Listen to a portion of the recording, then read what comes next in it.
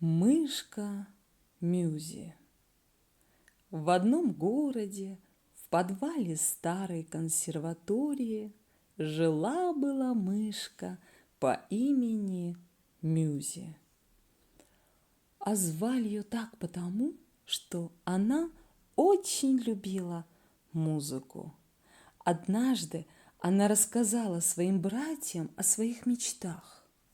Она сказала им, что мечтает о том, чтобы заниматься музыкой, и чтобы человек ее кормил вкуснейшим сыром ежедневно, и чтобы ей больше не приходилось бы проводить свои дни в непрестанных поисках еды. Братья, услышав это, подняли ее на смех. И Мюзи заплакала. Мама сказала мышке Мюзи: «Малыш, иди к дедушке, расскажи ему о своей мечте. Он у нас мудрый, может, он тебе подскажет, что дельное». Так мышка и поступила. Окрыленная надеждой, она побежала, как угорелая, в самую дальнюю комнатку к дедушке, тихо постучала и вошла после одобрительного дедушкиного возгласа.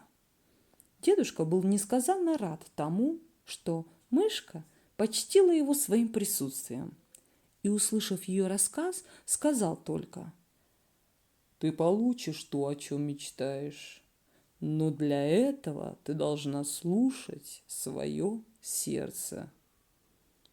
Мышка Мюзи поняла, что она должна искать свой путь в жизни, поэтому она попрощалась со своими близкими и отправилась в путь. Шла она, шла и подошла к одному дому. Этот дом ее привлек тем, что у него был старый чердак.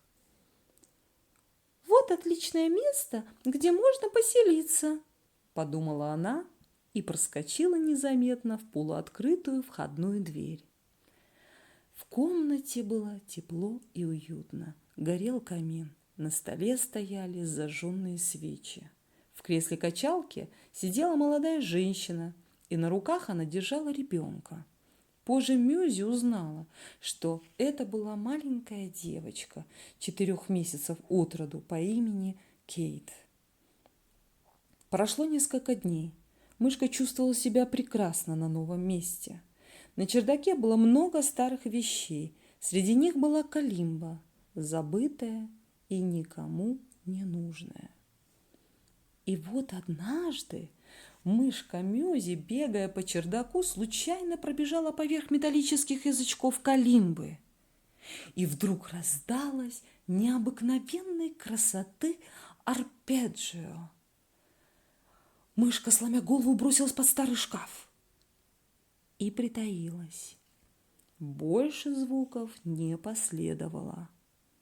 Набравшись храбрости, она решила вылезти из своего укрытия и исследовать удивительный предмет. Это был старый африканский инструмент, сделанный из красного дерева.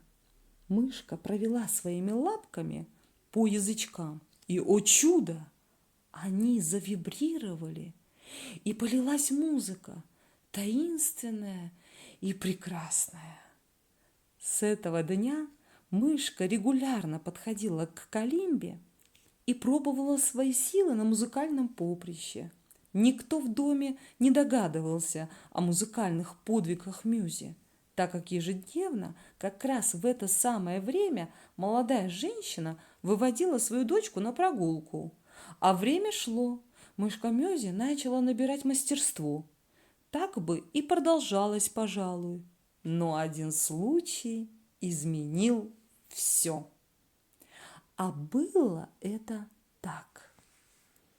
Однажды вечером ребенок стал плакать, и мама никак не могла успокоить маленькую Кейт.